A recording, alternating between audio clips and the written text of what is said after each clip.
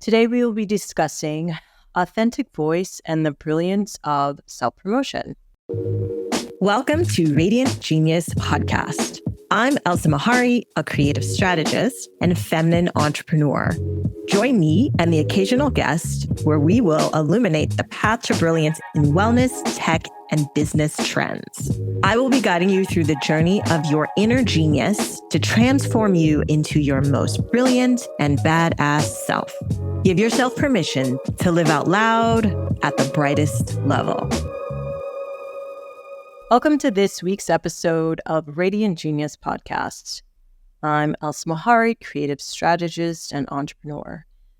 What if your main goal was to heal yourself or bring joy to others, but you were following a marketing plan created by a guru on Instagram and not using your true voice?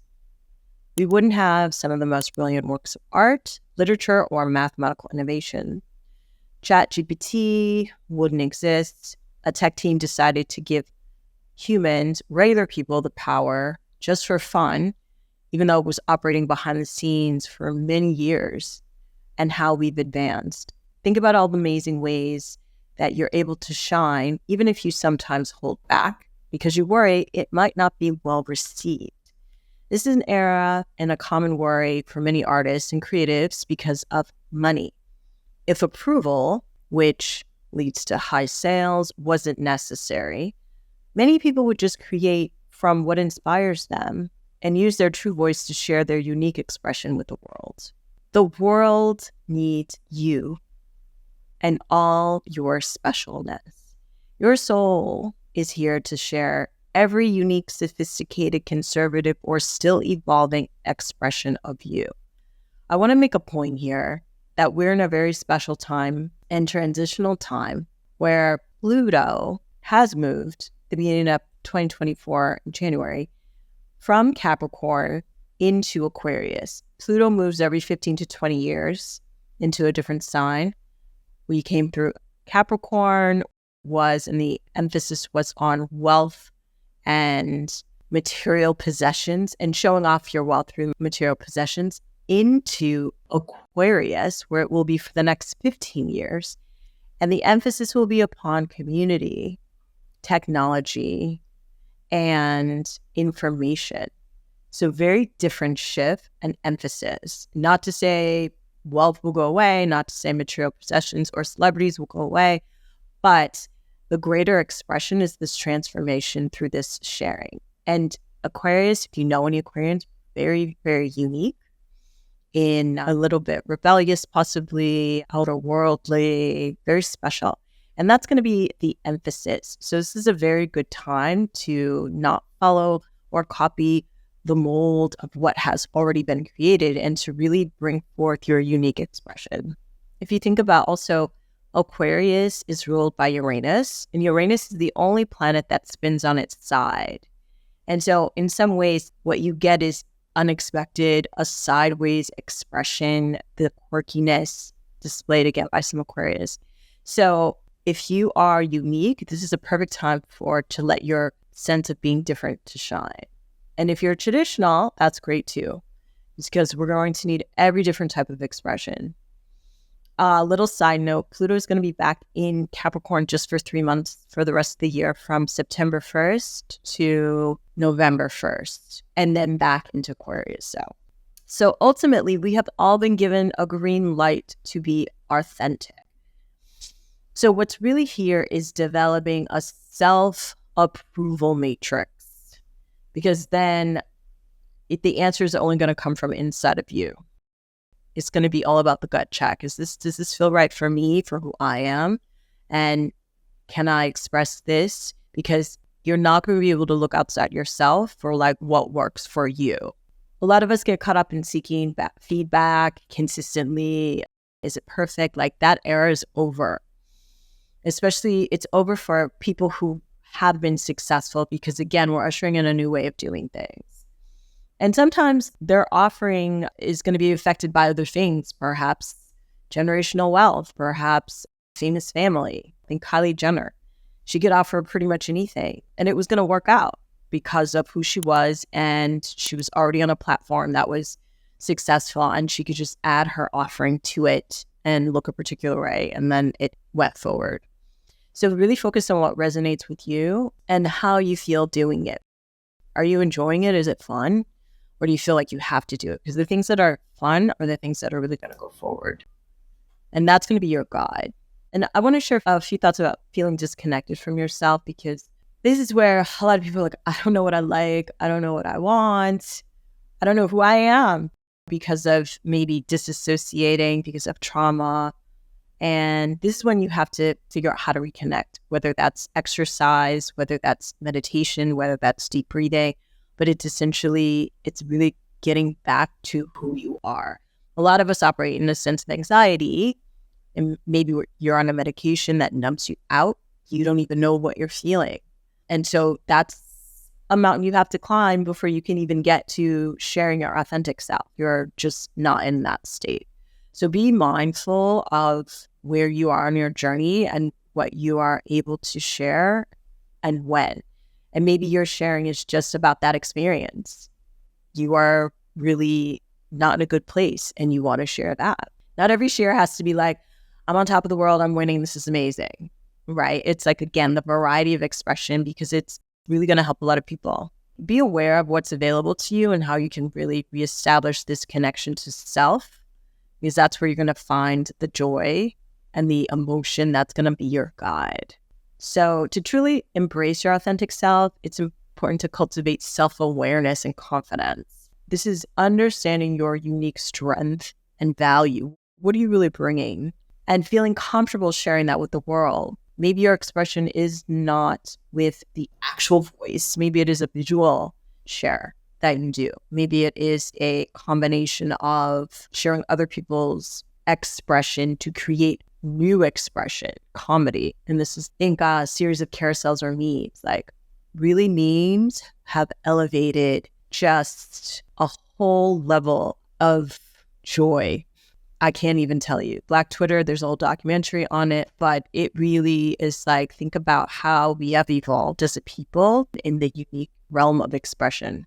That's a whole other podcast to talk about how Black communities have transmuted trauma and pain into, a lot of times, comedy, for lack of a better word.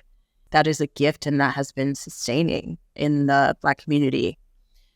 So if you have gifts and you aren't sharing them, why not start out now in a small way? Whatever platform you prefer, send an email to your community, even if you don't have an email list. It could just be undisclosed recipients, if you will. Reach out to those people that support you, family, friends, coworkers. Share and then ask feedback to see how it was received if you don't have necessarily an official platform. Or share to your fan club if you have one. Create a short post saying, sharing this, I would love for you to join me. Because again, the idea is creating a community, which is really going to be important going into this new Pluto into Aquarius phase the next 15 years. And there's a lot of chaos that's happening. And one of the ways that you create community is by sharing a part of yourself, your voice, because that allows you to connect with people who are like you, or people who want to learn from you, or people who want to buy from you. And it could be all three, and it could just be one. So if you have an amazing voice, share a picture of yourself speaking about something meaningful. If you have amazing style, share what you're wearing to express joy. If you're feeling shy, share a quote. If your gift is acts of service, let everyone know about the service you have for offer. I see a lot of people who have a business and say, oh, I don't want to do social media because I like to keep things private. That's totally fine. No one is asking for pictures of you with your dog or your baby's first steps, but people are really curious about what you're doing in your life. Are you gardening in transition? You figuring out your next steps? You're feeling a bit scared? It's literally where we all are right now. It's watching how everyone is navigating their own journey through the chaos. It's what's exciting. It's what connects us, believe it or not. Most people really don't care for a tour of your mansion if you have one, but maybe they want to see how you're renovating it with repurposed materials, or helping a community renovate theirs, or doing something unique. That's really what it's all about. It's like the uniqueness of the offering. So I just want to talk a little bit about the platform. So this is really for the girlies who like are not on social and they're like, oh, I really need to market it and I need to get out there and I need to do something. People really want to see transformation, which is why there's this formula that people have of A to Z. I'm putting on my makeup while I tell the story. So no makeup to now I have makeup and you have gone on the journey with me, right? Or the journey is through storytelling and it's pictures that are still, that could be a carousel, and that is a comedy journey, or it could be actual mini snippets of a vacation or an experience. But either way, human psychology wants to experience a transition and we're intrigued. That's why the before after is so compelling. What was it and what is it now? So if you just apply that small element to your storytelling, you have that transformation, and that's really what's going to make the difference in whatever approach you take. If it's clothing, like that's the get ready with me, that's the I'm cooking this dish and you're seeing the ingredients separate and now you're seeing the final ingredients. You're seeing a fresh face to a full made up face, from just literally everything E to Z. It's the same formula over and over and over. Transformation, transition. If you employ that, you're golden in how you communicate something, how you share anything on social. This is really what works with social, but in real life as well, in storytelling. And then what happened next, right? It also has a recommendation for the platforms. I say pick 2 in a category, right? So the meta category is IG and Facebook. That's a category that has its own rules that Meta has set out. And the rule is really buy ads with us. Otherwise, the algorithm will not put you forward, right? So that's navigating that. And I would say whatever you're most comfortable. Facebook is a closed platform. IG is an open platform. One may feel more comfortable or more intimate to you depending on what you think, but whichever works, I would say for that. You don't need to have ads to have traction, but you do have to have storytelling. You do have to have emotion. You do have to have engagement. You do have to have suspense. You do have to have value. You do have to have transition. The next 2, I will say, and they're not owned by the same people, obviously, but TikTok and LinkedIn. And those are, to me, very different and same. Different from the other 2 in that these are platforms that push the audience to you. I get an email from TikTok, so-and-so looked at your picture, or I get an email from LinkedIn, so-and-so just got a promotion, or we have tools that can help you, or etc. Like they are actively pushing you down the platform, pushing information to you. Don't even know if TikTok has ads, but probably everything has ads. But for me, TikTok is a more relaxed and authentic sharing platform, and it's easier to share, find information, so to speak, develop an audience. I have yet to post on TikTok and I have followers. I don't know why they're following me. There's no content there, but in anticipation, possibly, right? LinkedIn is suit and tie, right? So you get the idea. Every platform has its language, has its accent, has its community, has its audience. LinkedIn, I think if you have a business, you should be on LinkedIn, point blank, period.